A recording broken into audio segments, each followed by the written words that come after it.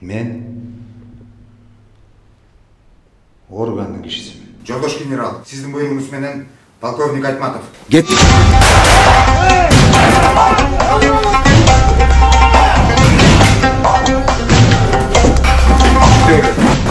Мен таза иштешим.